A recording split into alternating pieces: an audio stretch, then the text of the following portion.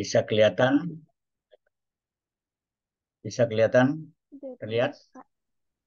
Terlihat ya? Sudah. Lihat, Pak. Oke.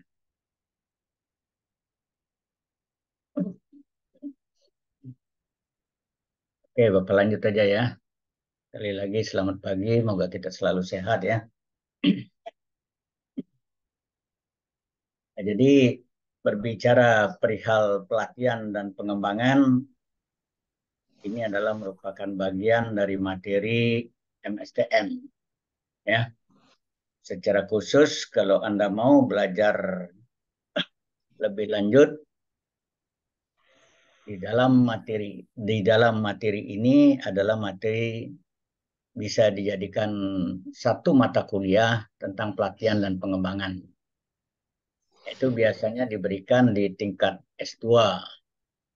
Namun kali ini Anda S1 bukan menjadi satu mata kuliah, tetapi merupakan sub dari mata kuliah MSTM. Nah, baik kita lihat dulu apa sih yang dimaksud dengan pelatihan itu.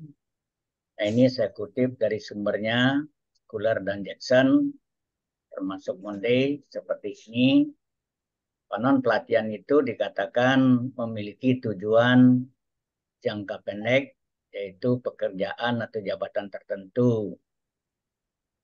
Nah, dengan demikian siapapun yang nanti akan duduk di dalamnya sebagai seorang karyawan tentu akan berusaha meningkatkan apa yang disebut dengan kompetensi, ya, termasuk juga pengetahuan dan keterampilan.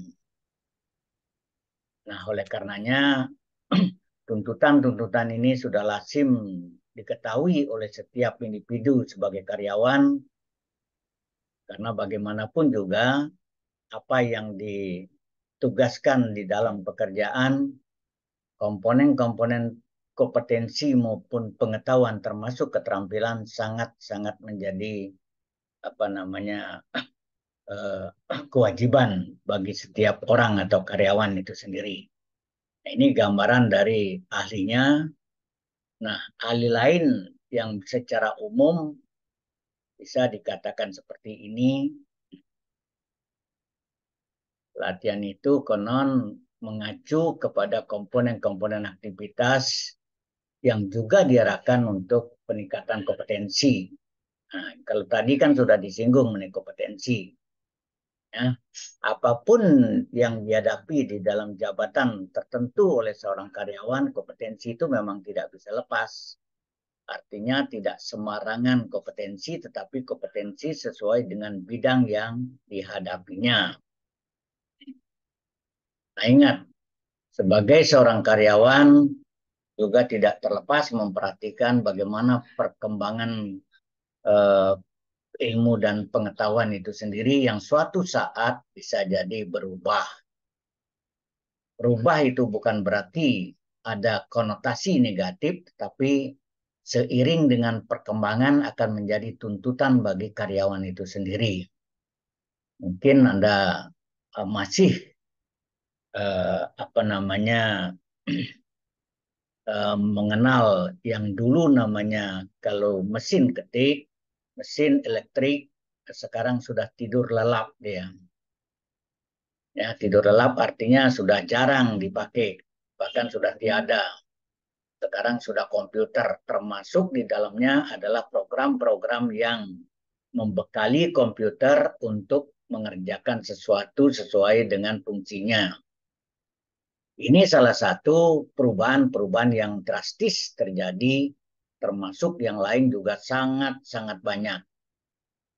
Belajar di masa kini akan berbeda dengan belajar yang lalu, yang dulu. Sadar betul ketika Pak Ketut belajar sampai sekarang perubahannya sangat-sangat berubah. Tertinggal saja kita mempelajari sesuatu, kompetensi yang kita miliki bisa haus yang dulu, bahkan hilang yang dulu. Cuma menjadi kenangan adalah pengalaman saja. Gitu.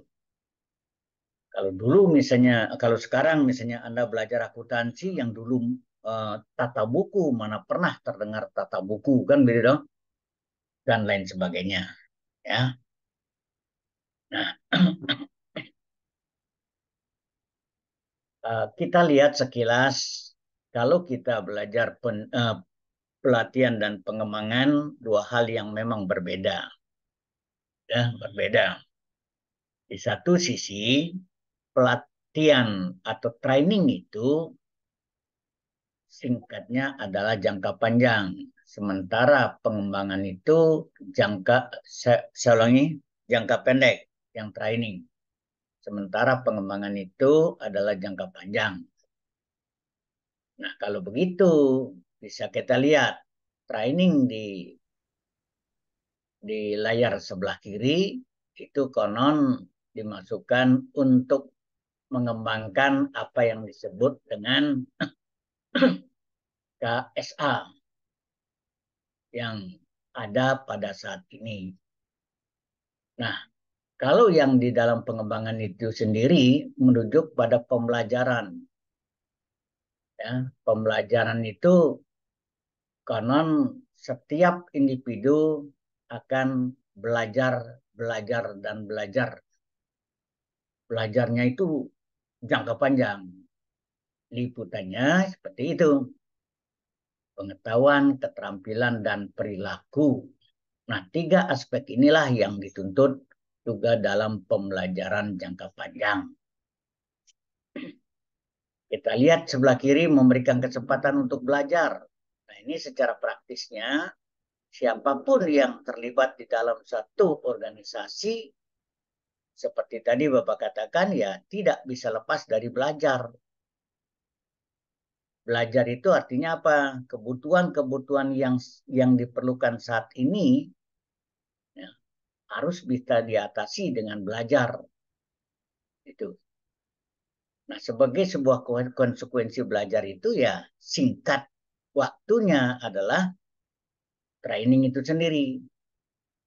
Sementara di dalam pengembangan itu merujuk kepada hasil pembelajaran itu sendiri. Kembali bukan jangka waktu singkat tetapi jangka waktu panjang. Karena jangka waktu panjang dari proses awal mulai bekerja misalnya, atau bahkan dari Anda kuliah seperti sekarang, ya nggak? Nah, hasil dari kumulasi itu yang diinginkan untuk di dalam pengembangan. Nah, lebih lanjut, konon katanya untuk memperbaiki penguasaan berbagai keterampilan dan teknik pelaksanaan pekerjaan. Berbagai. Nah, karena variasi dari masing-masing individu dalam menghadapi pekerjaan dikatakan berbagai. Tetapi kalau berbicara secara spesifik dari individu sendiri, bisa jadi dia punya kaitan satu pekerjaan dengan yang lain. Jadi dikatakan juga berbagai. Memang spesialisasi menginginkan satu jenis pekerjaan, tetapi terkait dengan hal-hal yang masih ada kedekatan, itu juga bisa dikatakan berbagai keterampilan. Kenapa? Suatu saat bisa jadi kita bekerja di rolling. Kalau kita perhatikan betul misalnya, rolling-rolling itu sendiri akan memberikan makna untuk mengurangi kejenuhan. Ya, kalau kita bertahun-tahun duduk dalam satu kursi bidang yang sama, itu kan jenuh kadang-kadang walaupun hitung duit. Enggak, apalagi duit orang. Itu. Nah, namun demikian yang menjadi catatan di sana adalah rulingnya dalam bidang yang relatif sama atau serumpun. Sehingga bisa mereka punya pengalaman yang lebih, yang serumpun dari pekerjaan yang ditangani. Terlihat jelas ketika kita ingin mendapatkan pelayanan di kantor perbankan misalnya. Pernah nggak kita ditolak bahwasanya maaf, pegawainya lagi sakit? Nah, itu nggak pernah itu. Kalau sudah jam buka, contoh di perbankan, ya, apapun kebutuhan kita dilayani.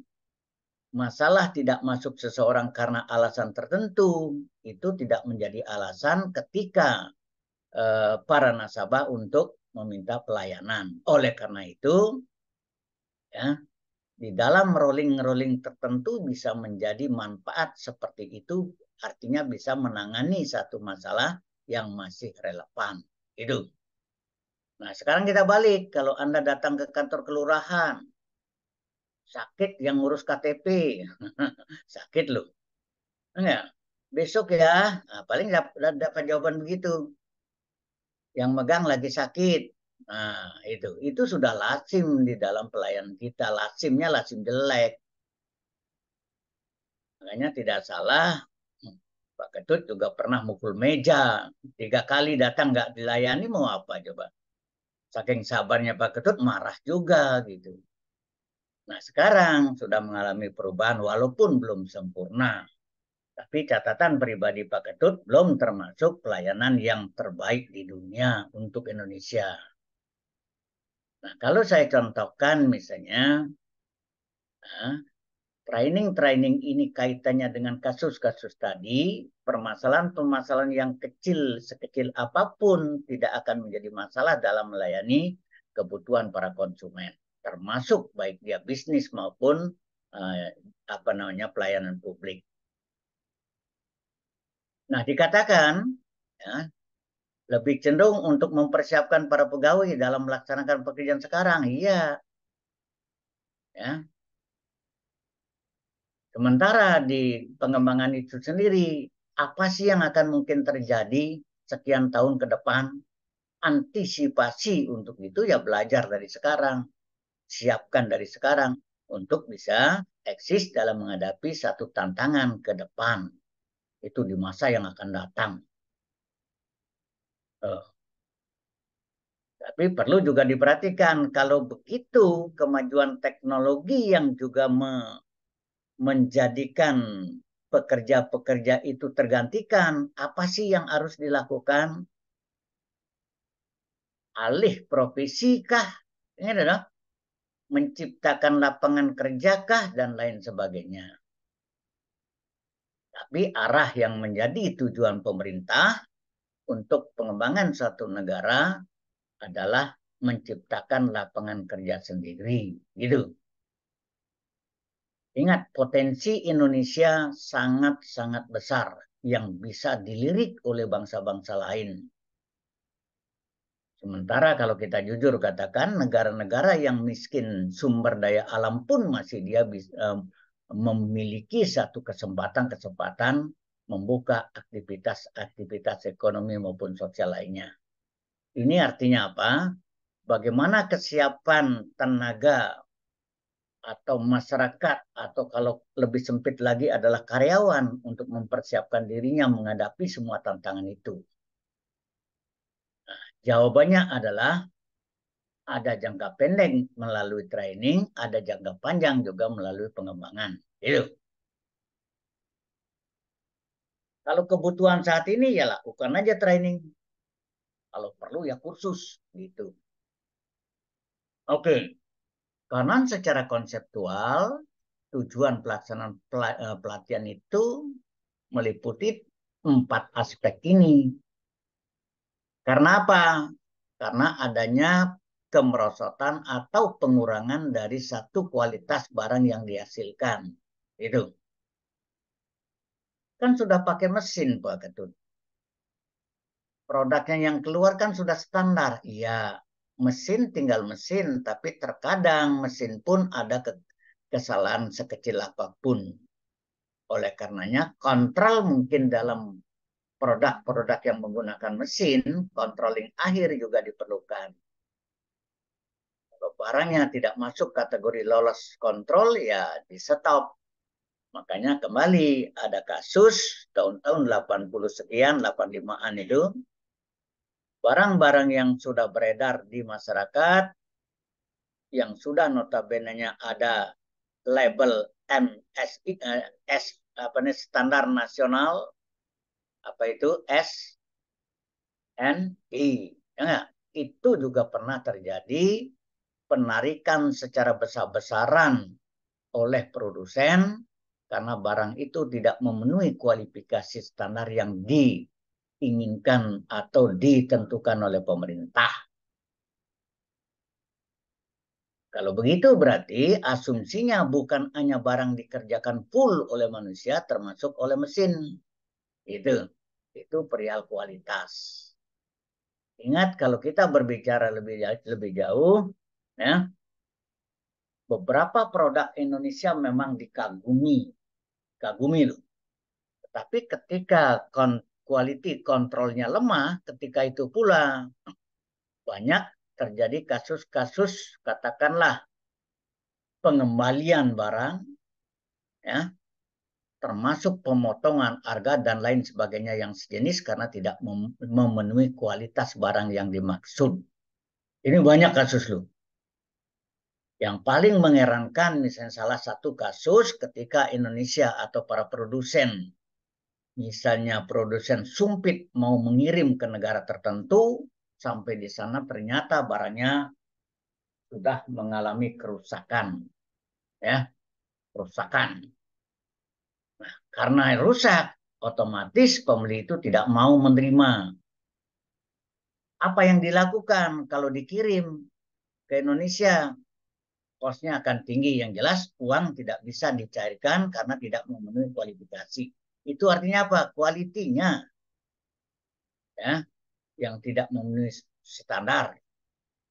Singkat kata, barang dikembalikan tetapi tidak sampai ke Indonesia karena kosnya tinggi. Bermainlah dengan transportasi, boleh dibuang di tengah laut, nah, asal tidak diketahui. Nah, gitu. Bayangkan gitu. Siapa yang rugi? Kan itu dah. Nah, itu memang buatan pabrik juga yang namanya bikin sumpit.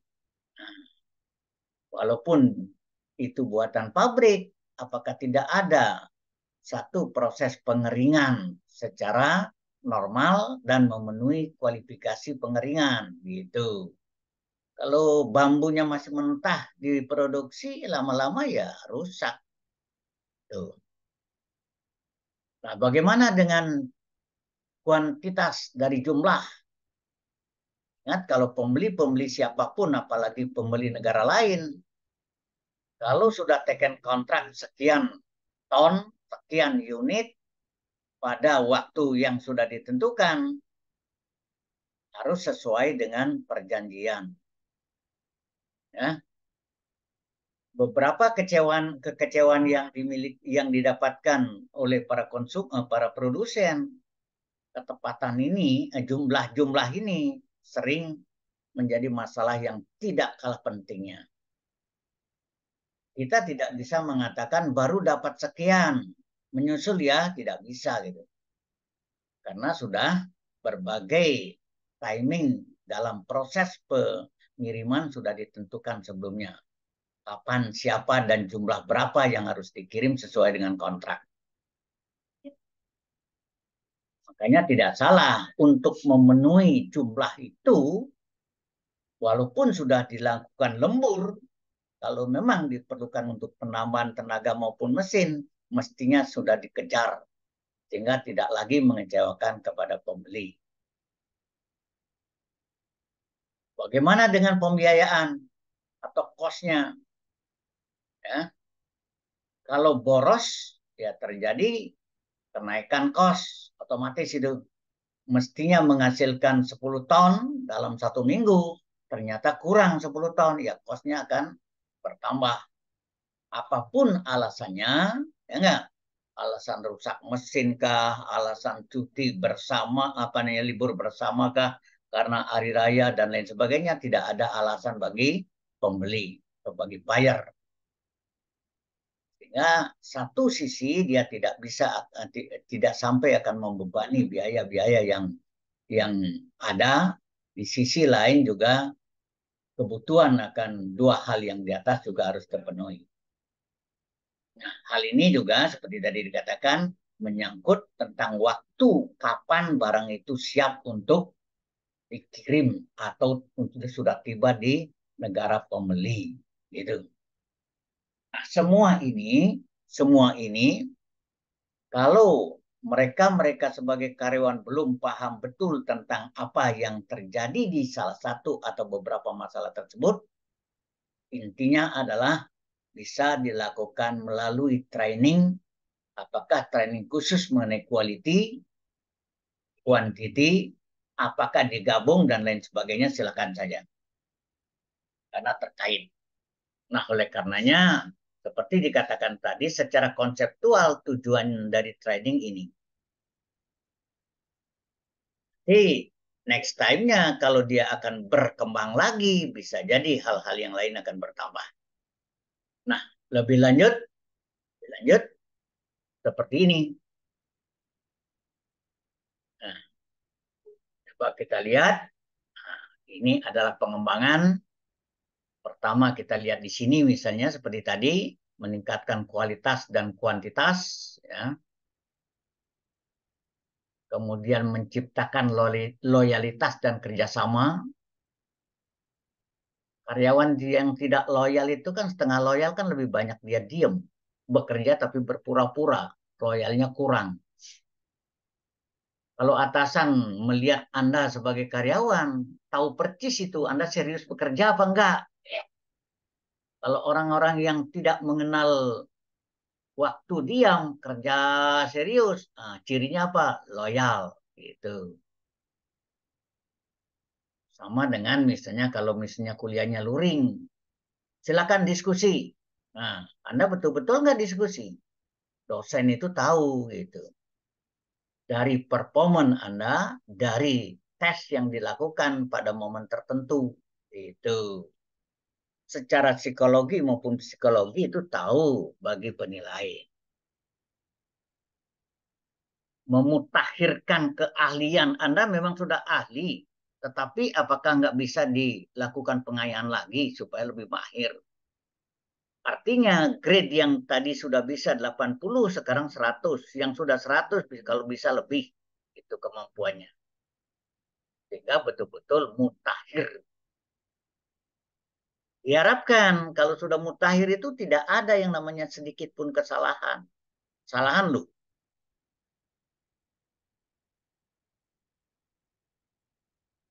Nah, ini juga sudah disebutkan perihal mengurangi waktu, efisiensi waktu. Makanya ketika berbicara perihal tujuan pelatihan dari pengurangan waktu, itu sama dengan efisiensi. Ya,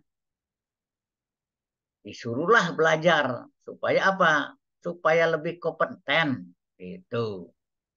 Anda sudah tamat S1, nanti kompeten nggak? Belajar lagi, disuruh belajar. Nggak ada Pak Ketut, udah saya nganggur saja.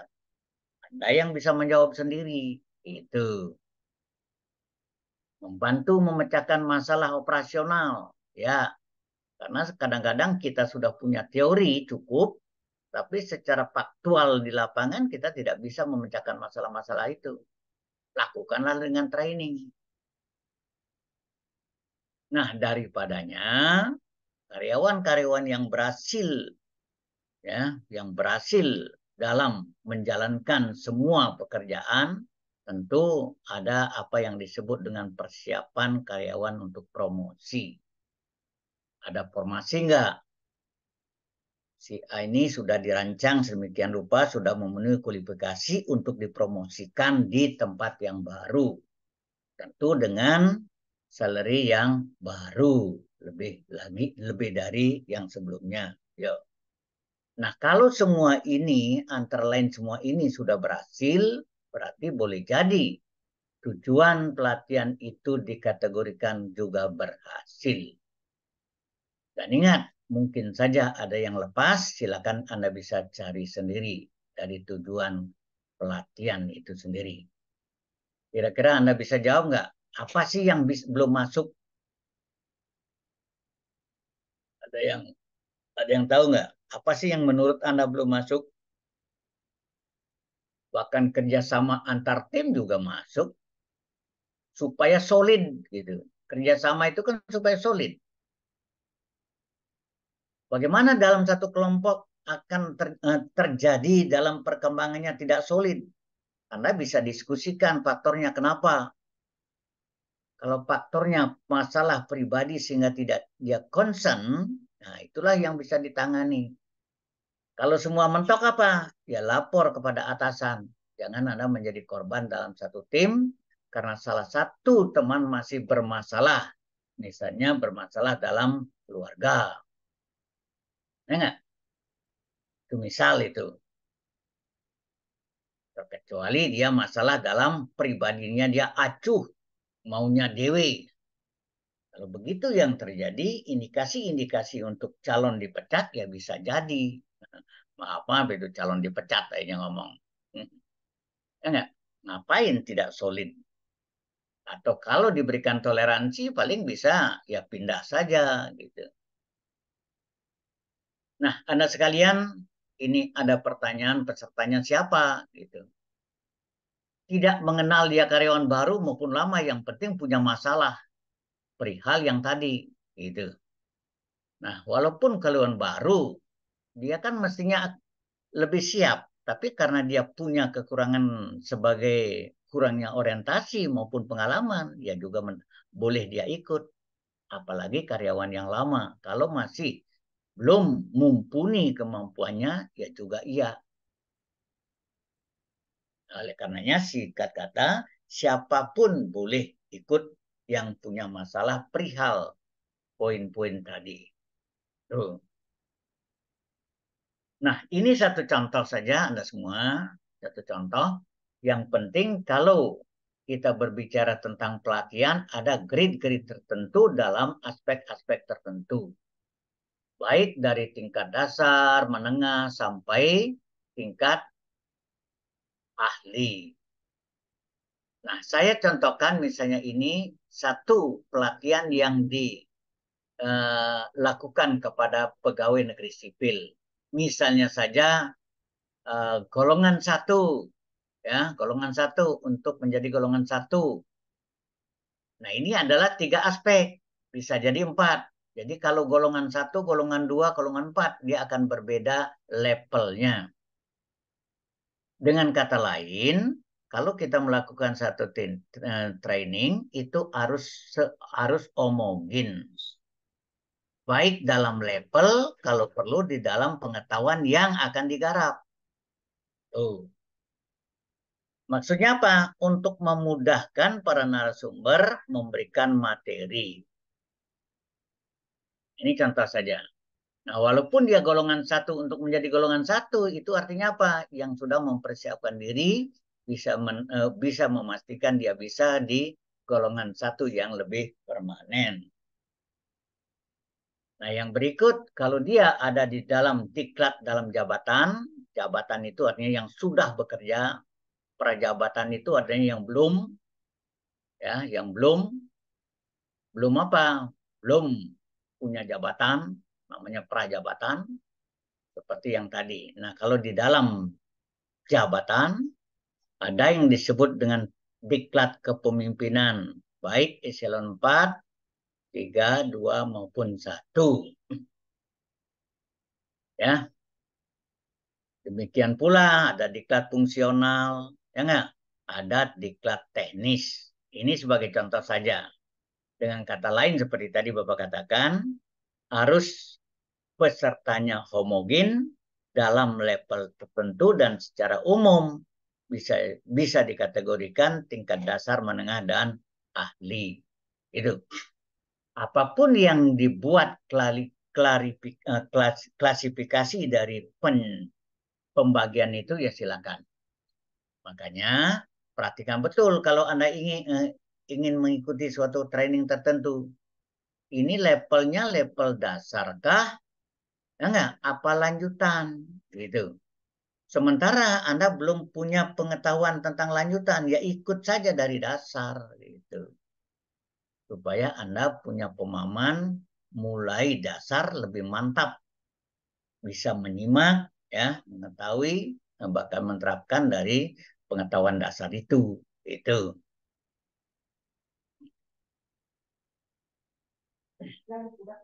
Nah, baik kita lanjutkan perihal perumusan tujuan pelatihan. Ya.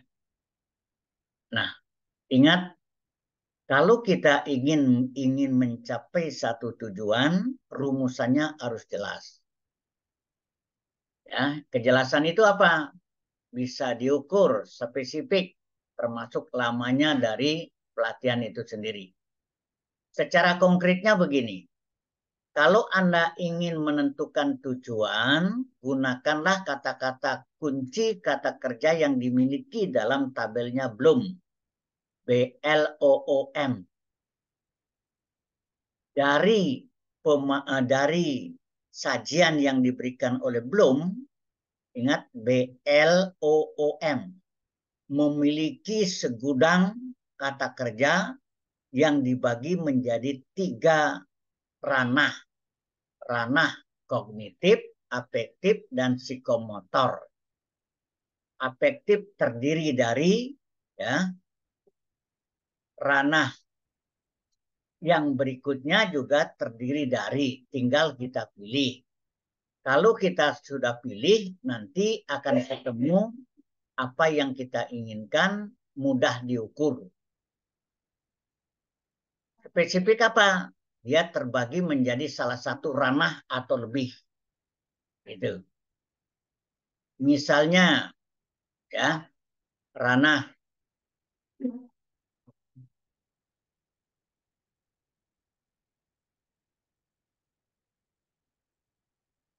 misalnya kalau Anda menginginkan bahwa di dalam salah satu materi agar para peserta bisa menyebutkan.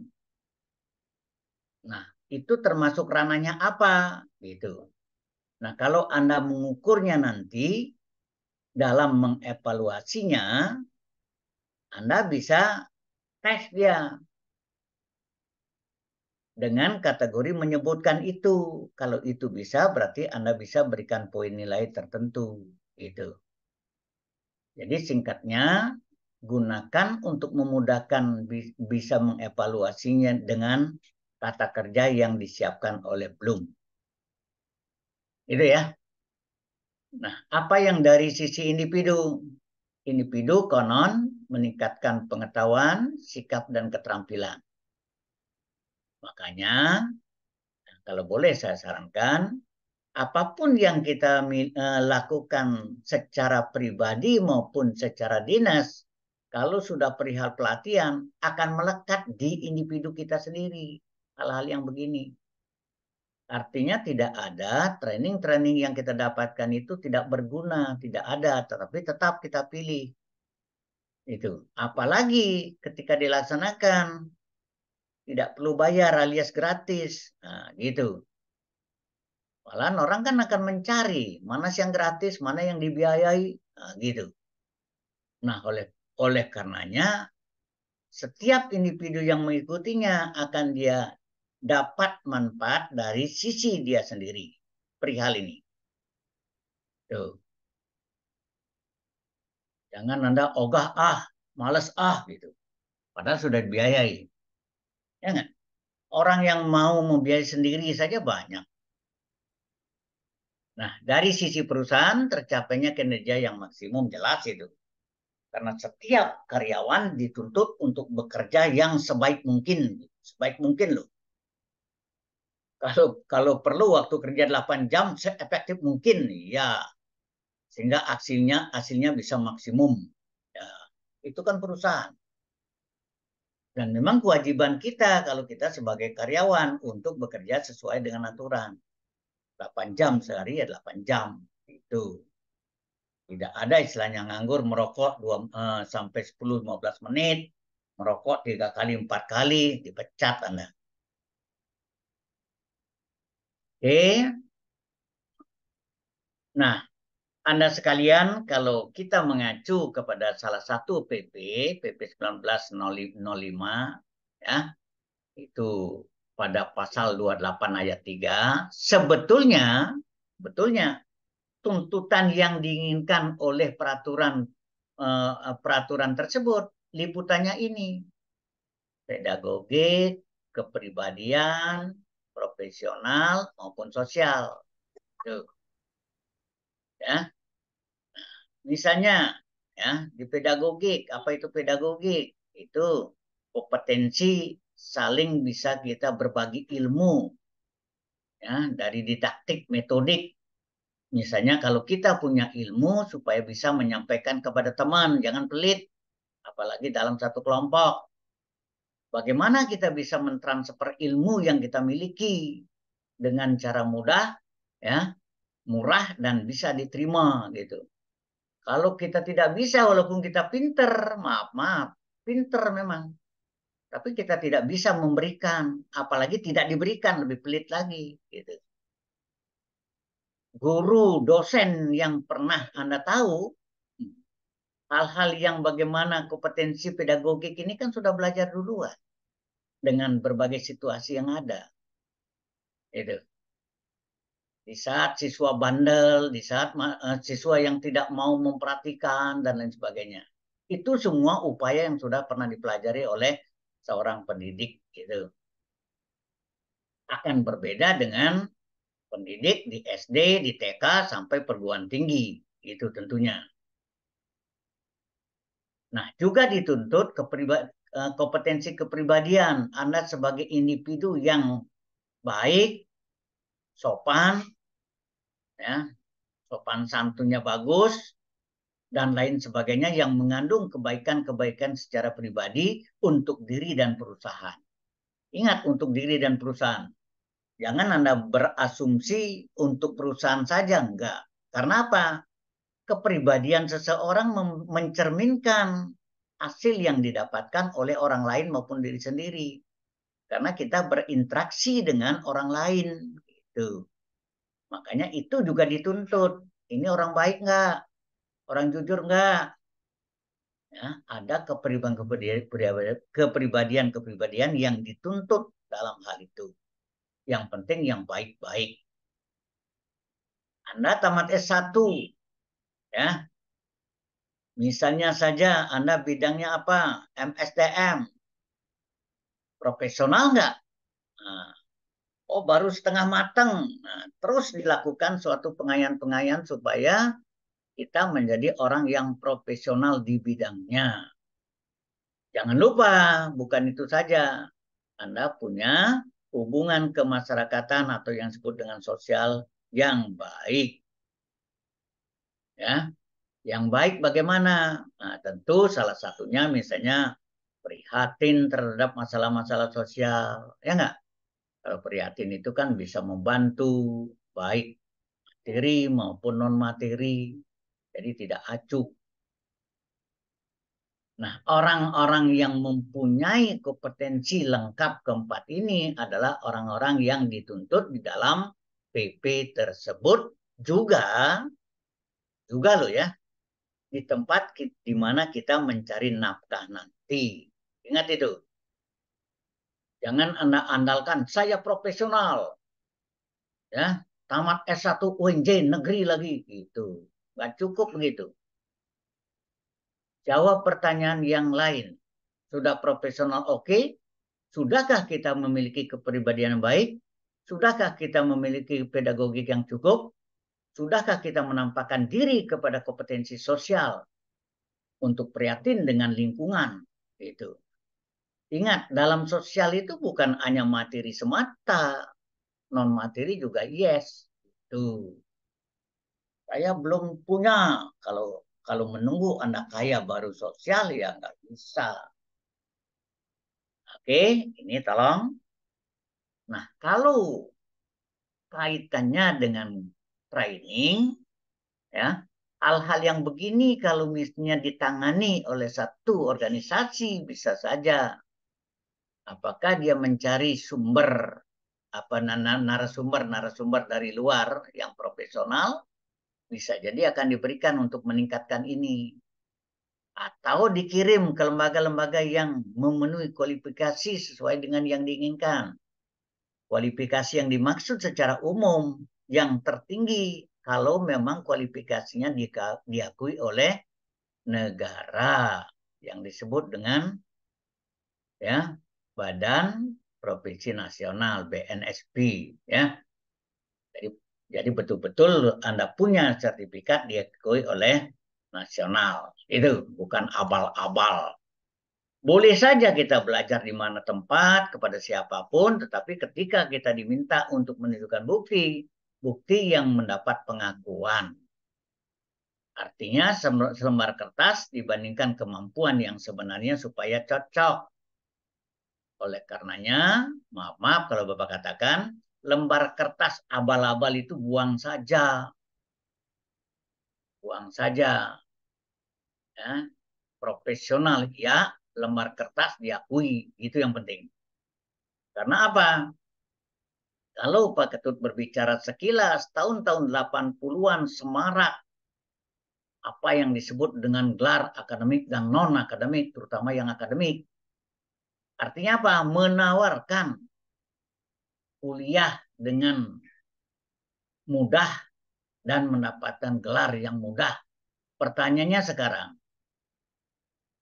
jangankan keempat kompetensi ini, satu saja, punyakah kompetensi profesional? Nol. Punyakah jasa? Ya, nggak dipakai itu. Apalagi kepribadian, nggak sempat diajarin kepribadian baik. Itu, jasa aja bohong. Singkat kata, lembaga-lembaga yang begitu lambat laun akan dijawab oleh apa? Ya, dijawab oleh kebutuhan masyarakat akan hal-hal yang begitu tidak lagi menjadi sorotan untuk bisa diterima. Ingat itu diterima. Jadi masyarakat yang memfilter, keadaan yang memfilter. Kalau begitu, masih karya eksis. Sudah tidur lenyap. Walaupun, ingat walaupun, belakangan ini pemerintah tegas 57 perguruan tinggi di Indonesia ditutup. Karena berindikasi seperti itu. 57 loh. Perguruan tinggi kan diawasi oleh pemerintah, termasuk negeri maupun swasta. Memang di antara 57 itu negeri tidak kelihatan. Apalagi UNJ, nggak ada sistem begitu. Itu nggak mau. Ya, kalau begitu ya seriuslah kita belajar, kan gitu. Oke, ini sekaligus Pak Ketut mengingatkan kembali kepada Anda ya. Nah, Anda sekalian kita sedikit terkait dengan kurikulum ya. Nah, berbicara dengan kurikulum ini menjadi perhatian betul ketika di dalam memahami apa yang disebut dengan kebutuhan akan training. Training itu sendiri ya, bisa dilakukan kalau sudah ada identifikasi masalah yang di dalam istilah asing training need analysis disingkat dengan TNA. Nah, kebutuhan akan training ini dianalisis dulu. Apa sih yang menjadi masalah yang paling besar dan urgen untuk ditangani? Nah, ketemulah misalnya semangat kerja, misal ini semangat kerja atau motivasi kerja. Nah, oleh karenanya, ya judul besarnya adalah motivasi kerja yang rendah masalahnya. Oleh karenanya disusunlah materi apa yang harus diberikan bahasan-bahasan di antara itu agar menjawab permasalahan semangat kerja atau motivasi kerja. Ahli MSDM harus tahu tentang materi itu dan sub-subnya juga. Gitu.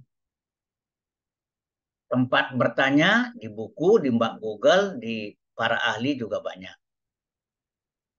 Nah, coba kita lihat apa yang disebut yang nomor 1 misalnya. Separated subjek kurikulum.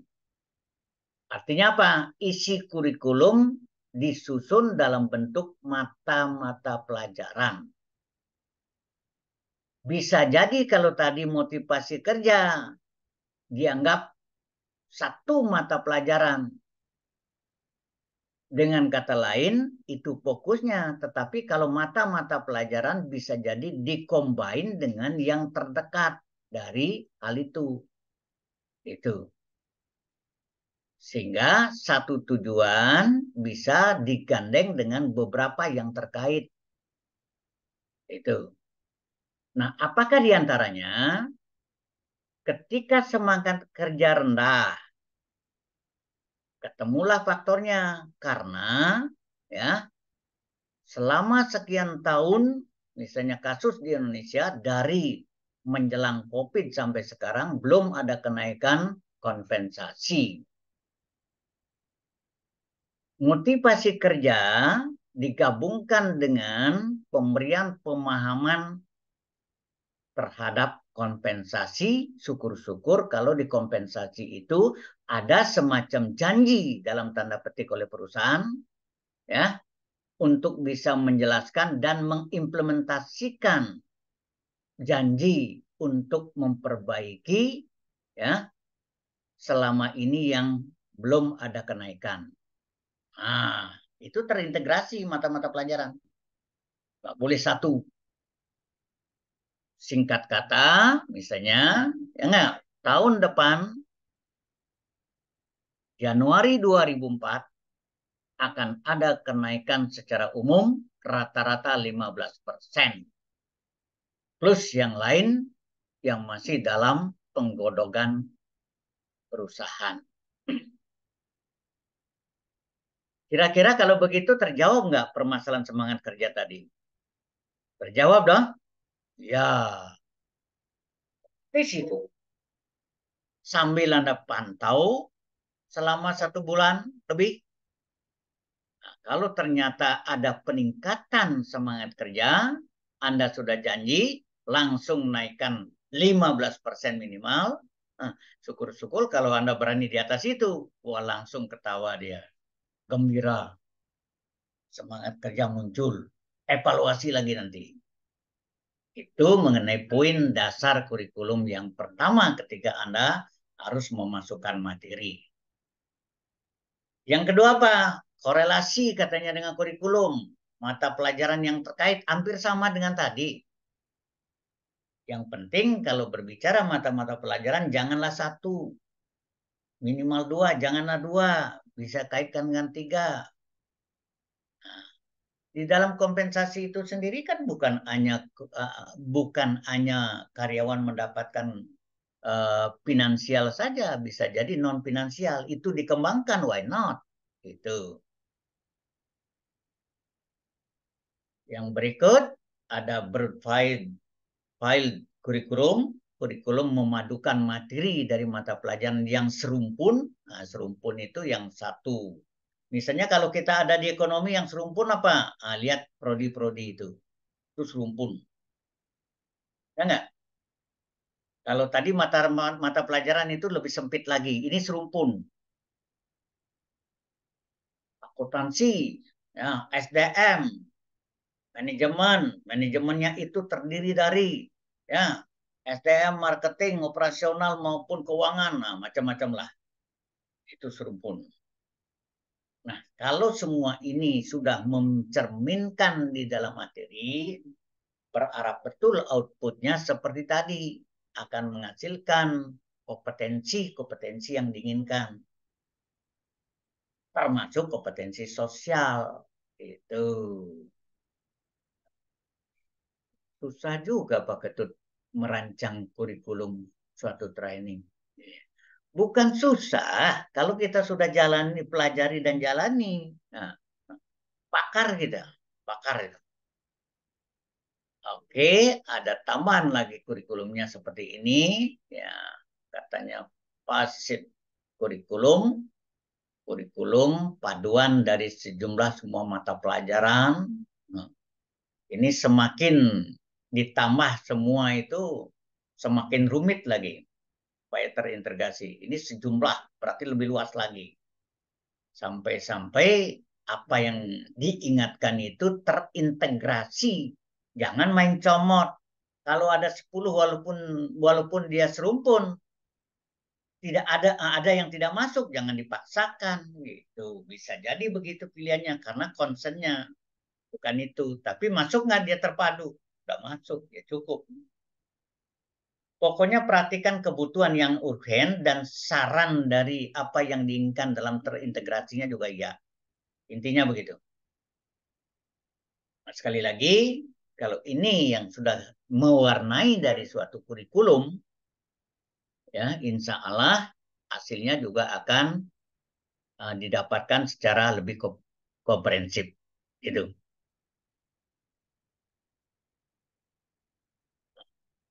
Anda sekalian, beberapa faktor yang mempengaruhi pelatihan, dukungan manajemen puncak harus sejalan dulu, ya nggak, di top manajemennya.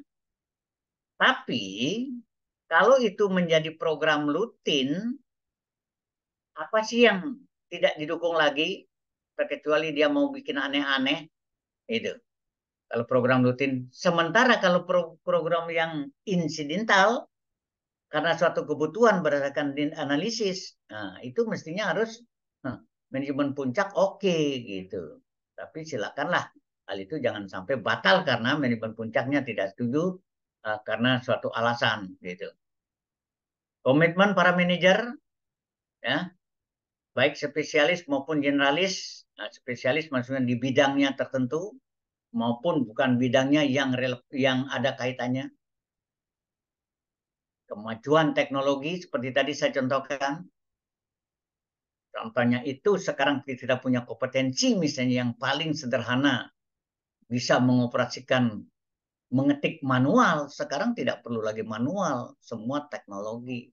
Syukur-syukur sampai internet ini sangat-sangat membantu untuk mendapatkan sumber-sumber yang kita inginkan tak terhingga. Ingat tak terhingga loh ya, kalau internet itu.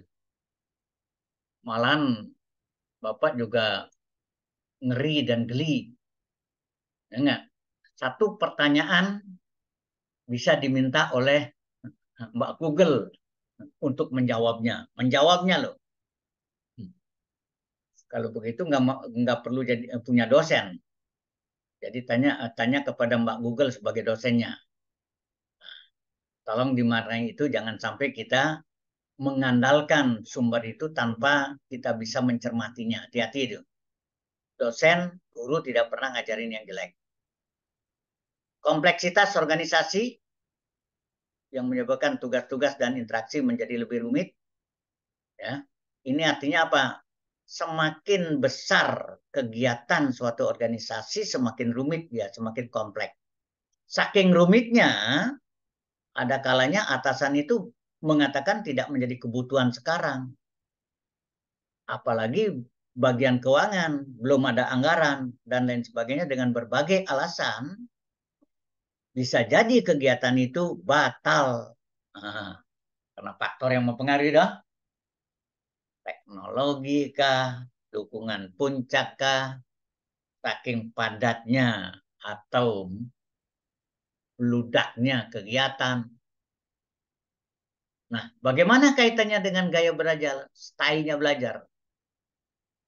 Anda punya gaya belajar apapun sebetulnya sah saja, tetapi sesuaikan dengan kontennya, sesuaikan dengan sikonnya. Para penyandang dana, para organisasi yang menyelenggarakan, yang penting kan hasil. Gaya belajar Anda seperti apa silakan. Itu. Namun demikian ya tetap situasi yang akan memungkinkan untuk Anda lakukan gaya belajar tertentu. Itu. Bisa jadi kalau gaya belajar Anda begini nggak berhasil. Itu. Karena dibutuhkan gaya belajar yang seperti ini. Itu. Nah, oke, termasuk yang lainnya masih banyak. Ada satu proses yang secara umum dilalui menurut ahlinya Monde. Kalau nanti Anda mau mendalami lagi, banyak ahli yang serupa, banyak ahli yang sedikit berbeda pada prinsipnya hampir sama. Oleh karenanya, ya, tahapan-tahapan ini pertama yang tadi dikatakan adalah identifikasi masalah, apakah dia berasal dari lingkungan internal maupun eksternal. Silakan saja. Biasanya kombinasi dari kedua itu, nggak mungkin satu dari internal saja. Kombinasi. Ya. Kenapa saya katakan kombinasi? Lingkungan internal karena pribadi malas. Ya nggak? Kalau malas apa yang bisa dibuat? Lingkungan eksternal karena tuntutan teknologi terlalu drastis. Nah, itu dua hal yang bertentangan. Satu malas karena dua tuntutan. Nah, faktor itu menyebabkan kebutuhan urgen untuk melakukan sebuah kegiatan training gitu. Nah, silakan lanjutkan apa yang menjadi kebutuhan identifikasi tadi. Ya, supaya betul-betul sub, kalau perlu subnya yang sentil mungkin. Karena ilmu mengatakan semakin sempit kajian kita, semakin bagus kedalaman ilmu yang kita ketahui, yang ingin kita ketahui. Tapi kalau tadi pakai contohkan kan hanya bagian yang normal saja. Motivasi kerja rendah, itu. Tapi kalau Anda besok menginginkan karena kebutuhan internal saja nggak masalah. Karena otaknya jenuh. Habis kerja disuruh belajar lagi, gitu. Nah, berikut baru melakukan penetapan tujuan. Daripadanya, kalau tadi tetap Bapak katakan semangat kerja rendah, apa sih bahasan-bahasan yang untuk menjawab itu sehingga akan mempunyai tujuan yang satu untuk bisa memahami bla bla bla, yang kedua untuk bisa melakukan atau membuat bla bla bla bla dan seterusnya dan seterusnya. Dengan kata lain, semakin kita buatkan tujuan yang jelas sesuai dengan kata kerja yang disiapkan, semakin jelas kita akan membuat evaluasinya. Baik dari aspek apapun. Tiga aspek tadi maksudnya. Nah itu dipastikan itu. Jangan general. Kalau general untuk bisa meningkatkan semangat kerja. Nah gitu misalnya generalnya. Gak benar itu. Ketika dievaluasi apa? Komponen-komponen kecilnya tidak terlihat. Kalau perlu misalnya ya untuk bisa mencapai aktualisasi diri seperti dikatakan oleh Maslow, itu psikomotornya misalnya, waduh hebat banget itu. Ternyata ketika evaluasi dalam kurun waktu tertentu, aktualisasinya muncul, wah hebat. Oke, tujuannya sekilas itu menentukan metode. Sebentar kita akan lihat agak rinci, memilih metode. Ingat metode itu banyak yang tersedia, bahkan akhir-akhir ini semarak untuk ya katakanlah apa nih semacam camping, apa yang namanya bon-bon itu, ya nggak? Jadi bukan selamanya harus di hotel mewah yang duduk bersama dengan menikmati hidangan yang mewah, tetapi kalau memang materinya juga hanya perlu untuk di camping bersama, di sanalah mengadakan kegiatan. Kenapa? Karena materinya itu rendahnya kerjasama. Diajaklah bermain. Ya nggak? Main apa? Banyak kan memain tradisional. Ternyata bermain tradisional secara kelompok menciptakan kerjasama yang harmonis, yang kompak. Coba bayangkan itu. Nah, kalau begitu, metodenya harus dikatakan itu metode yang sesuai dengan kegiatan itu. Apakah metode bermain, apakah metode metode apa namanya yang lain dari sekian yang ada, sebentar akan dijelaskan. Nah, di sanalah kan tercipta ketepatan materi dengan metode yang digunakan. Berikut implementasi dan terakhir mengevaluasi seperti tadi. Mengimplementasikan itu maksudnya melakukan kegiatan training itu dari persiapan sampai kepada selesai. Selesai loh. Berarti perlu siapkan proposal loh. Ya. Nah, mengevaluasi juga. Oke, ini rangkaian yang umum menurut Monday. Kalau Anda cari, bisa cari yang lain. Ini sudah disampaikan, analisis kebutuhan, ya, penetapan tujuan pelatihan, pertujuan untuk apa, 1, 2, 3, dan seterusnya, menyusun isi program, membuat proposal maksudnya, menerapkan prinsip pembelajaran kalau pesertanya adalah orang-orang dewasa, pembelajaran orang dewasa, ya nggak sampai begitu pun diperhatikan, karena nggak mungkin pesertanya sudah sepuh-sepuh, stylenya Anda kasih itu style yang anak modern, nggak kena dia gitu. Pemilihan metode seperti tadi, baru dilakukan evaluasi. Ini penegasan dari tadi. Kalau tadi kan ini, ya nggak? Monday, ini Winter Days, gitu ya. Pada prinsipnya sama.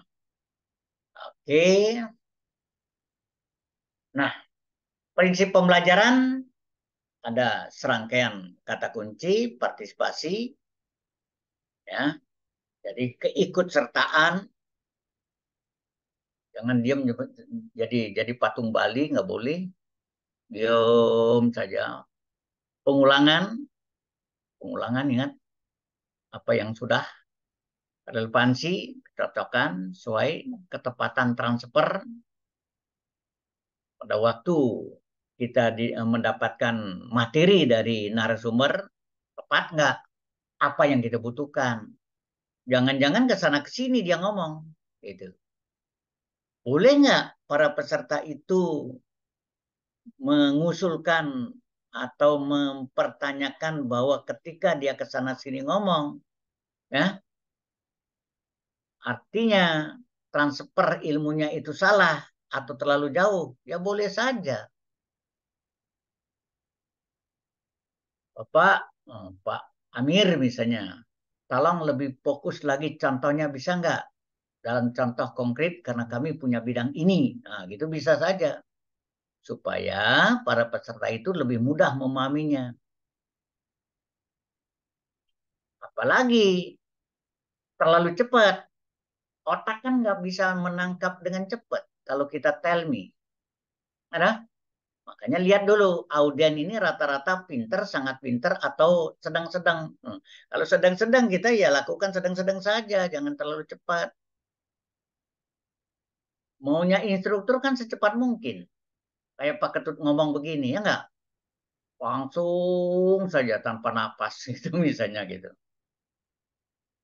Makanya style narasumber itu harus bisa menyesuaikan dengan keadaan di lapangan, dengan keadaan para peserta. Itu.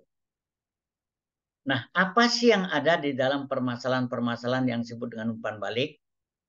Di satu sisi masalah yang timbul, nah, coba bisa didiskusikan sebagai pengayaan. Umpan balik. Nah, karena bagaimanapun juga materi-materi yang ada di dalam masalah-masalah yang dijumpai di lapangan, konon bisa dikaji lebih lanjut dan bisa menghasilkan hasil kajian tersebut yang lebih baik menghasilkannya. Ingat, para karyawan-karyawan yang punya keahlian yang sudah bekerja sekian lama, berikan masukan kepada instruktur, berikan masukan kepada perusahaan, termasuk apapun yang dijumpai. Saya ambil contoh begini. Ini contoh yang paling konkret yang saya bisa salah satunya bicarakan. Karyawan profesional, dia menemukan satu kelemahan dari satu produk tertentu. Kelemahan itu dia bisa jelaskan dari hasil pemakaian yang tidak bagus. Dia bisa jelaskan. Begitu dia jelaskan, pihak manajemen menginformasikan kepada produsen. Dipanggillah karyawan itu untuk bisa menjelaskan ke manajemen produsen. Di luar negeri itu. Nah, setelah dia menyampaikannya, sadarlah bahwasanya produk itu punya kelemahan, plus dia bisa menjelaskan apa yang harus bagaimana cara mengatasinya. Hasil cara mengatasinya itu dia diskusikan kepada ahlinya si perancang, akan ketemulah barang yang menghasilkan lebih baik lagi. Itu umpan balik. Singkat kata, orang tersebut mendapatkan penawaran. Kalau begitu, mau nggak Anda bekerja di sini? Bayangkan itu. Dari dulu gajinya 10 juta menjadi 100 juta. Ya nggak? Karena dia orangnya pinter. Ada nggak yang nolak begitu? Kalau Pak Ketut, terima kasih atas penawaran Anda atau Bapak atau perusahaan. Namun demikian saya akan diskusikan dulu di perusahaan tempat saya bekerja. Mudah-mudahan saya bisa membantu perusahaan ini untuk mengembangkan perusahaan yang lebih baik lagi. Saya yakin dengan apa yang saya miliki, saya juga harus belajar lebih banyak, tetapi saya yakin pula saya akan bisa belajar lebih bagus lagi. Dan seterusnya, dan seterusnya. Antara kesadaran kita dengan potensi yang kita miliki untuk kita belajar lebih lanjut, kita punya peluang dan punya keyakinan. Kalau begitu yang Anda bisa sampaikan, baik di perusahaan tempat bekerja, ya, akan rela untuk mungkin untuk mengizinkan Anda belajar atau bekerja di sana. Dari 10 juta sampai 100 juta yang benar aja. Kapan lagi menikmati? Ya enggak? Itu pertanyaannya. Mungkinkah di kita masing-masing punya kesempatan seperti itu? Jawab sendiri. Ya, jawab sendiri ya. Jangan minta jawaban kepada Pak Ketut. Pak Ketut nggak punya jawaban itu. Karena sendiri yang akan menjawab. Itu. Nah, oleh karenanya, kembali, kalau kita mengasumsikan prinsip-prinsip pembelajaran ini bisa terantisipasi ke semua ini, insya Allah itu akan bisa terbayangkan keberhasilannya. Gitu. Oke, lanjut. Ini adalah metode-metode yang bisa dipilih dalam kegiatan pelatihan maupun pengembangan. Ya, saya tidak usah menjelaskan terlalu lama. Satu, metode on-job training. Ya, kanan, ya, aspeknya adalah pelatihan instruksi kerja. On-job training, on the job, bukan training, on the job. Di mana kita bekerja, di sana kita dilatih begitu. Kalau off the job, nah ini Anda keluar. Yang terjadi apa? Anda akan mendapatkan ceramah maupun presentasi dan lain sebagainya. Ada on, ada off. Nah, itu bedanya. Mana lebih baik tergantung. Semua baik. Gitu. Tapi secara umum bisa jadi kalau memungkinkan ya on the job saja supaya langsung praktik, ngomong praktik. Malah di tempat praktiknya itu ngomong lebih sedikit, ngomong praktiknya lebih banyak, lebih cepat itu akan bisa dipahami. Kalau mau pemahaman lebih cepat ya di sini ini. Kalau kita mau menginginkan sedikit jalan-jalan di puncak atau di daerah lain atau negara lain yang ini, nah, gitu. Oke, ada juga pelatihan instruksi kerja. Nah, ini langsung belajar menjalankan pekerjaan langsung itu, hampir sama dengan yang on the job tadi. Tapi ini titik poinnya Anda bekerja di bidang apa, ya nggak? Di bidang A, Anda langsung bekerja di training di sana, itu. Rotasi seperti tadi saya katakan, diputar. Alasannya supaya nggak jenuh. Di samping itu juga supaya punya variasi keterampilan. Tapi tetap masih lingkup yang relatif serumpun. Gitu. Magang dan coaching. Nah, magang. Ya. Karyawan belajar pada karyawan lain yang lebih berpengalaman. Tapi hati-hati. Hati-hatinya apa? Biasanya senior-senior itu angkuhnya akan muncul. Kalau Anda tidak cepat bisa beradaptasi, Anda akan tergilas dalam tanda petik. Terkadang orang kan tidak rela. Relanya itu karena tugas saja. Tapi di balik itu ikhlas nggak? Gitu. Ya nggak? Antara tugas dengan keikhlasan harus sejalan. Namun demikian, ya tetap syaratnya Anda harus bisa cepat menyesuaikan diri. Itu aja. Jangan pikir yang bukan-bukan. Oke. Ceramah dan presentasi video, nah sudah biasa. Kayak kuliah begini, ya. Vestibul, training, ini training pelatihan menggunakan tiruan. Pada masa COVID itu banyak menggunakan tiruan. Kalau tiruan itu dimasukkan kan hampir sama dengan benda yang aslinya gitu. Walaupun ada kesulitan beberapa terutama di hal-hal yang kritis itu misalnya dalam kedokteran itu yang kritis, namun demikian bisa terlewatkan dari 2 tahun lebih dalam masa COVID tidak akan terganggu oleh seorang dokter yang ingin tamat. Itu yang susah bagi seorang dokter kalau menggunakan metode ini, ya. Nah, ini ada role playing, jadi ada model.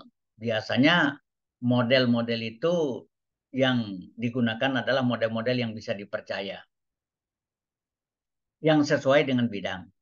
Apalagi yang dipercaya itu punya nama nasional bahkan internasional. Udah, suatu bisnis yang menggunakan nama-nama tenar, ya, akan lebih cepat berkembang. Ingat itu, secara umum itu akan lebih cepat berkembang. Makanya ketika memulai pembukaan usaha, mencoba mengundang orang-orang terkenal. Nah, gitu. Sehingga booming. Tapi ingat kembali kepada apa yang diinginkan dalam apa nih penjelasan sebelumnya. Bagaimana dengan kualitas? Bagus, terjaga, berkelanjutan, termasuk peningkatan. Itu. Kalau itu yang terjadi, yang diundang oke, kualitas juga oke dan lain sebagainya, ya why not? Mengapa tidak bisa berhasil? Itu. Nah, ini ada metode studi kasus, pokoknya kasus saja. Anda punya masalah apa? Di, di, diajak diskusi. Anda punya masalah apa? Diajak diskusi. Dicarikan solusinya. Itu. Kasus melulu. Sampai mumet dengan kasus. Enggak. Tapi ingat, kalau Anda sebagai instruktur, jangan Anda minta kasus semua. Karena bisa jadi jenuh. Narasumbernya ini bodoh apa males? Bodoh itu tidak punya kasus, males itu males berbagi gitu. Kita juga punya kesiapan kasus-kasus yang aktual yang tergantung daripada tingkat inteligensi daripada para peserta. Maksud Bapak begini, ketika para pesertanya itu kemampuannya biasa-biasa saja, kasusnya itu keluarkanlah yang biasa-biasa. Itu. Semakin lama semakin naik grade-nya sampai yang tersulit apapun boleh dikeluarkan. Berarti kita sudah punya modal. Itu. Nah, kombinasi dari kasus para peserta dengan narasumber akan menjadi satu kesatuan yang bisa dinilai secara baik bahwa kegiatan training ini adalah kegiatan yang sangat-sangat bermanfaat bagi para peserta semua. Itu nanti penilaiannya. Oke, termasuk simulasi. Biasa saya kira Anda kenal. Ya. Belajar mandiri, ini susah bagi orang Indonesia. Hmm. Kayak dengan UT belajar mandiri. Ya. Kalau belajar sendiri itu kita percaya nggak pada diri sendiri. Kalau tidak tahu kepada siapa kita bertanya. Kepada Ebit Giade, lagunya sudah lama. Orangnya nggak ketemu gitu. Dia jawab, tanya kepada rumput bergoyang. Misalnya begitu, nggak mungkin. Kalau tanya pada Pak Google masih mungkin. Tanya kepada ahlinya Pak Ketut masih mungkin. Itu. Nah, kembali belajar mandiri ini didasari oleh kemampuan, kesanggupan diri sendiri untuk mau belajar dengan baik. Dengan mengatasi masalah tanpa masalah boleh jadi. Tapi bukan slogan pegadaian. Ya enggak? Artinya, kalau kita punya kesulitan, ya langsung tanya kepada siapapun sesuai dengan kesempatan yang kita miliki. Oke, belajar di lab, ya, action learning. Pokoknya langsung praktek saja gitu. Termasuk bisnis game, permainan bisnis. Wow. Jadi tinggal pilih saja mana yang dipakai metode, terserah situasi yang menjawab. Bapak nggak jelaskan lebih lanjut itu. Nah, terakhir baru kita sedikit perihal evaluasi. Rangkaian kegiatan pelatihan perlu dilakukan evaluasi akhir termasuk sebelum. Sebelum untuk mengetahui seberapa mampu dia sebelum melakukan kegiatan, setelah untuk mengetahui seberapa atau bagaimana respon dari satu kegiatan tersebut. Nah, ketika dilakukan setelah, berarti unsur-unsur yang ada, bagaimana opini dari peserta, responnya maksudnya. Baik dari materi, kecocokan, baik dari penguasaan materi yang dilakukan oleh instruktur atau narasumber, ketepatan metode yang dilakukan, dan lain sebagainya yang tersangkut dengan proses pelatihan tersebut. Ini opini. Nah, kalau tingkat pembelajaran penguasaan, perubahan perilaku, bisa nggak kita lihat dalam waktu selama pelatihan itu perilakunya berubah? Kalau tidak bisa, berarti kita tidak bisa lakukan dalam menilai. Contoh yang tidak bisa, ya nggak? Apakah iya nanti kalau kita menjelaskan, katakanlah misalnya semangat kerja, bisa nggak kita nilai dari semangat dia mengikuti training? Itu hanya sebagian kecil. Tapi semangat kerja harus dia action di tempat kerja. Tapi ketika dia melakukan semangat belajar, sudah ciri akan bisa dia melakukan semangat bekerja. Namun tidak, aslinya tidak 100, belum 100. Baru indikasi saja. Sama dengan Anda belajar. Semangat belajar Anda bagus nggak mendengarkan? Rajin nggak? Kalau bagus, rajin, dan seterusnya, aslinya akan lebih bagus. Dibandingkan Pak Ketut tidak bisa amati. Hanya diem, seterusnya off cam, dan lain sebagainya. Bagaimana bisa mengetahui? Itu. Perubahan perilaku itu sulit pada aspek-aspek yang tidak bisa dilihat. Itu. Nah, oleh karenanya, akhir kegiatan lebih dominan pada respon dari kegiatan itu sendiri. Nah, kalau jujur kita katakan, pada periode tertentu perlu dilakukan evaluasi apakah tujuan dari materi itu sudah mengena. Khususnya dalam peningkatan kualitas maupun kuantitas, misalnya output suatu barang. Berarti dia perlu waktu berapa? Berapa lama sih dia menghasilkan untuk bisa kita evaluasi? Katakanlah sebulan, 3 bulan, 1 semester, dan seterusnya. Barulah kita akan klop untuk melakukan evaluasi. Itu. Nah, dengan demikian juga, jangan kita punya angan-angan di atas angan-angan. Artinya melampaui kemampuan dalam menunjukkan suatu ukuran yang disebut dengan benchmarking. Kalau terlalu tinggi, nanti nggak tercapai. Kegiatan itu nggak berhasil dikatakan. Tapi kalau kita targetkan pada hal-hal yang medium, dengan asumsi bahwasanya standarnya adalah standar perusahaan nasional, karena kita sesuai dengan perusahaan nasional, ya boleh saja. Kita berkaca kemana benchmarking itu, gitu. Kalau kacanya sudah tepat, tidak terlalu muluk dan tercapai, itu dikatakan sudah tercapai. Tuh. Makanya tergantung target kita. Oke, ingat sekali lagi, tinggal pilih dari metode, ya, evaluasi seperti itu gambarannya. Itu terakhir slide saya. Nah, dan ini bisa Anda di rumah saja di Google alamat ini, ya, alamat ini bisa dipoto aja. Nanti Anda dengarkan di rumah. Ada tambahan pengayaan dari materi yang tadi. Oke, kalau Anda belum sempat tadi memfoto, Bapak mau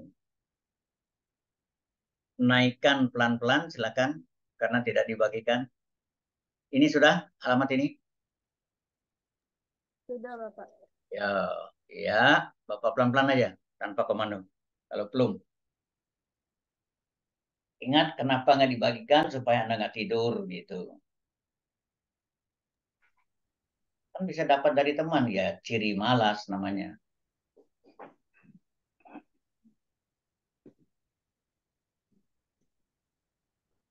Oke,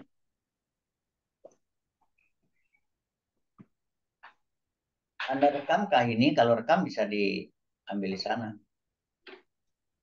Anda rekam ya? Direkam Pak ini, Pak. Iya, kalau direkam kan udah tinggal putar aja dong. Tapi maaf kalau ada yang kurang berkenan kata dan kalimat Bapak ya. Tidak bermaksud untuk yang jelek. Nggak ada itu. Oke. Terkadang kalau ada kata-kata yang begitu tidak sengaja itu jangan maknai negatif. Tidak mungkin dosen akan berbicara negatif gitu. Oke. Saya close, silakan. Siapa yang akan bertanya semuanya on cam. Tanpa perlu Bapak mengulang lagi, memanggil lagi. Supaya tahu hidungnya, supaya tahu kreativitas Anda, supaya Anda betul-betul juga memperhatikan. Ini materi yang cukup bagus, ya. Tapi yang lain juga bagus kalau kita mau sungguh-sungguh belajar gitu. Gak ada kata rugi. Pak Ketut sudah berusaha memberikan terbaik, apalagi kan gitu dah. Kalau ini Anda paham, berarti sendirinya pun Anda bisa belajar dari diklat-diklat yang ada. Kalau Anda tamat S1, nanti lengkapi dengan diklat yang diakui oleh negara, BNSP ya. Dan itu menjadi tuntutan. Kalau Anda perlu dalami lagi, belajar dengan siapapun yang ahli, silakan. Tanpa sertifikat. Nah, karena bonus Anda misalnya, silakan. Gitu. Ternyata tuntutan itu menjadikan kita semakin profesional. Iya. Jangan hanya gelar saja. Itu. Gelar yang hanya tidak akan berguna, buang saja jauh-jauh. Masih banyak yang belum mau on cam. Silakan siapa yang mau tanya?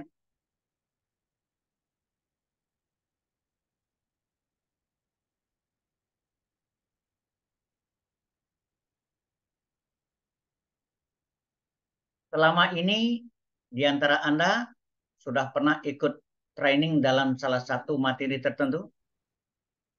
Coba saya ingin dengar apa kesan dan pesan Anda yang pernah Anda lakukan, jalani. Coba. Salah satu, saya pernah training apa gitu. Jujur saja Anda katakan. Misalnya menemukan bahwa saya training materi A. Ternyata instrukturnya atau narasumbernya tidak bisa menguasai contoh-contoh yang aktual. Wah, gitu misalnya. Aktual gitu. Sementara saya dan kawan-kawan kepingin contoh yang aktual sesuai dengan bidang yang sedang saya pelajari. Itu artinya apa? Contoh aktual yang lepas dengan bidang tidak akan direspon. Padahal sudah cocok dengan bidang, tapi aktualnya kurang. Lebih-lebih yang kurang greget, kurang menarik, juga kurang akan penilaiannya. Itu. Makanya, makanya kalau kita akan melakukan sebuah riset, pertanyaannya boleh nggak topik yang relatif sama? Jawabannya boleh. Asal problemnya berbeda dengan yang dulu. Itu. Kemarin Pak Ketuk membimbing di sekolah tertentu, dia ingin penelitian di sana.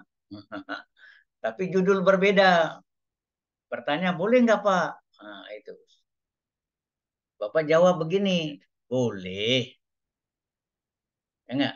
Tapi cek dulu, kemarin ada yang meneliti nggak? Oh ada Pak, tamat tahun ini. Nah, kalau sudah katakan boleh, elegan nggak? Ternyata kurang elegan. Nah, cari objek yang lain. Itu. Masa monoton di sana saja? Kan masih banyak objek yang lain. Itu.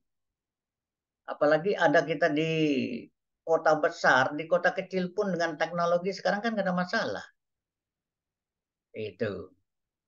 Objek tak terbatas, data juga tak terbatas, tidak bisa kita ke objek, bisa Google Form. Ah, ya, tuh. Ipan, ada pertanyaan? Belum ada, Pak. Belum ada. Putri, ada pertanyaan? Putri Salsabila.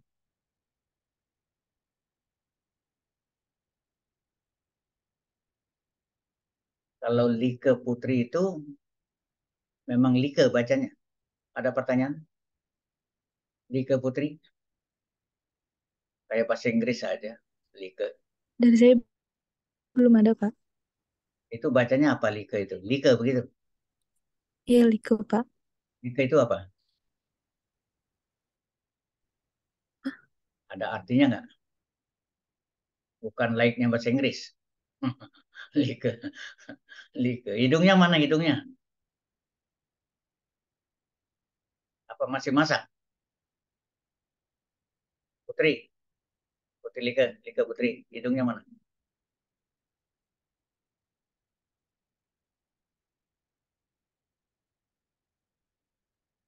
Paling masih di kamar itu. Kamar mandi kali. Ayo, siapa yang tanya?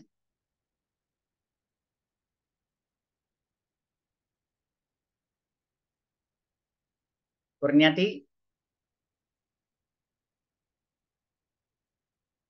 Kurniati, mana Kurniati? Iya Pak, belum ada Pak. Anda pernah ikut training nggak? Training pernah sih Pak. Training apa? Training kayak kepemimpinan gitu, leadership skill gitu Pak. Narasumbernya kompeten nggak kalau Anda menilai? Narasumbernya karena memang direkturnya langsung yang ngasih, jadi kompetensi Pak. Walaupun direktur, ya, dengan bidang yang dia bicarakan, dia memang bidangnya bukan? eh Bidangnya sih Pak, karena memang nyampeinnya Bukan karena jabatan loh ya, bukan karena jabatan. Jabatan ya, tapi bidang yes gitu. Kan ada kalanya eh, bidangnya berbeda dengan latar belakangnya dia. Sehingga ketika Anda mencermati dengan baik, ya tidak seprofesional memang seperti tadi, bidang ya, pengalaman ya, latar belakang apapun ya gitu. Kan beda. Jadi kombinasi antara pengalaman dengan bidang harus menyatu. Tapi kalau Anda jujur sangat bagus. Apa bagus saja?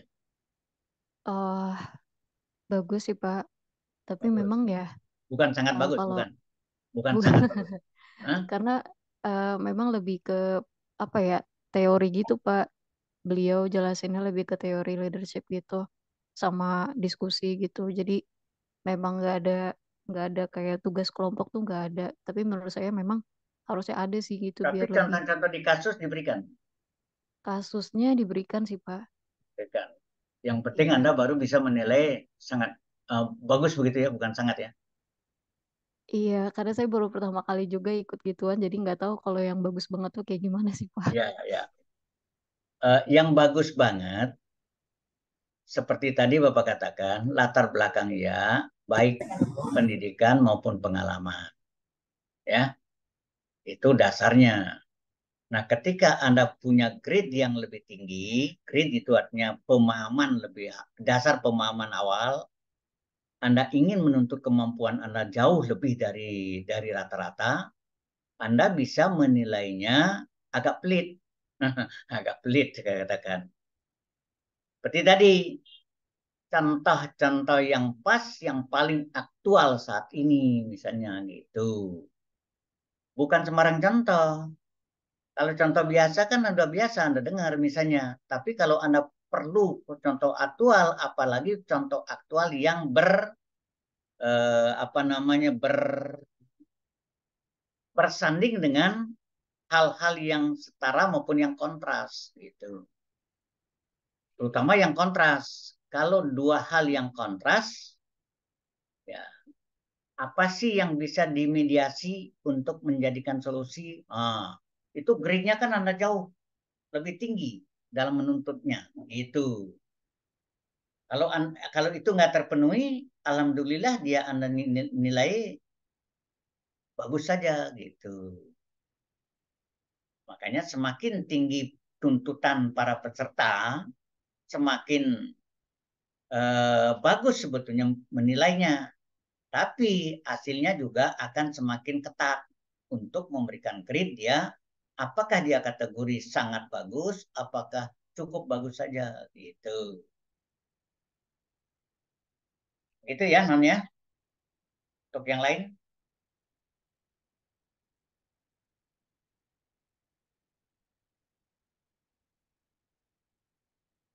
siapa lagi yang mau tanya?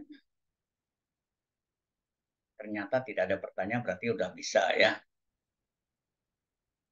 Ingat, gambaran seorang pendidik ketika menjelaskan sesuatu tidak ada pertanyaan, dua asumsi. Dua asumsi. Asumsi pertama, sudah paham. Ya, bagus. Asumsi kedua, belum paham karena malas bertanya. Itu merugikan diri sendiri. Nah, gitu. Sangat merugikan. Padahal kesempatan bertanya sangat terbuka.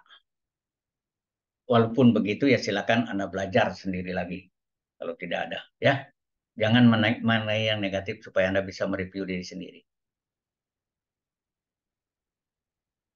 Ini sudah pertemuan keberapa? Non? Pertemuan ke Pertemuan ke-11, Pak.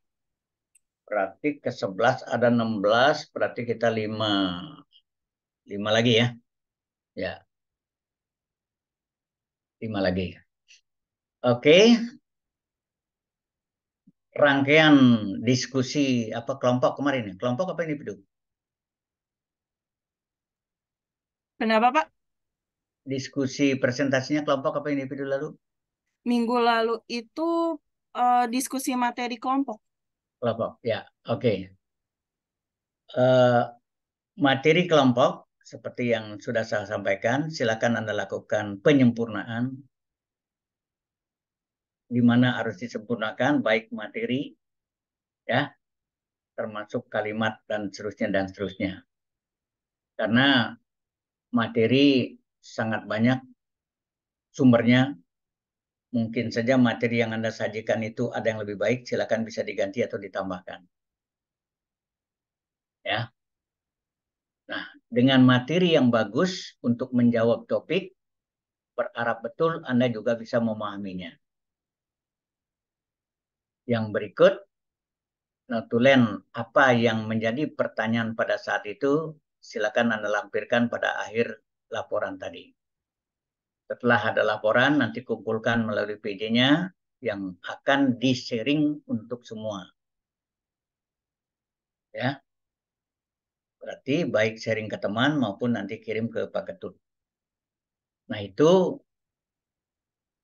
akan diberikan waktu minggu depan boleh kita off. Ya, off. Tidak perlu Zoom, tapi tugasnya menyempurnakan itu. Artinya boleh sekali atau 2 kali, jangan lebih dari 2 kali. Nanti kita lihat perkembangannya. Yang penting minggu depan kita tidak perlu masuk kelas dengan tugas itu. Berharap 2 minggu lagi supaya Anda tidak menjadi beban, sudah kelar. Baru nanti berlanjut dengan pengayaan materi yang sesuai dengan pengembangan materi yang sudah. Berarti kalau minggu depan kita ambil sekali pertemuan ke berapa jadinya minggu depan? 12. Ya. Tadi berapa? 11 Iya, yang sampai hari sekarang ini. 11, Pak. Nah, 12 menuju ke 16 berarti tinggal 4 kali lagi dengan UAS. Berarti 3 kali ada penambahan pengayaan dari Pak Ketut. Sebelum diakhiri ada pertanyaan sekali lagi tentang penyempurnaan tugas. Dan lebih lanjut setelah minggu depan ya Bapak akan kasih tugas individu. Jadi ada tugas kelompok, tugas individu. Nanti tolong ingatkan Bapak bahwasanya agenda perkuliahan apa, bilang aja nanti materi dari penyajian materi dari Pak Ketut gitu ya. Karena sekian kelas itu terus terang aja Pak Ketut nggak hafal gitu. Ini sudah sampai di mana gitu ya nggak? 16 kelas bagaimana bisa ngapalin? 16 kelas loh.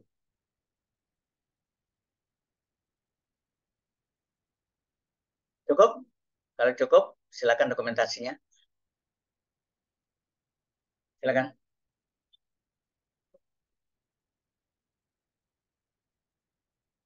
Siapa?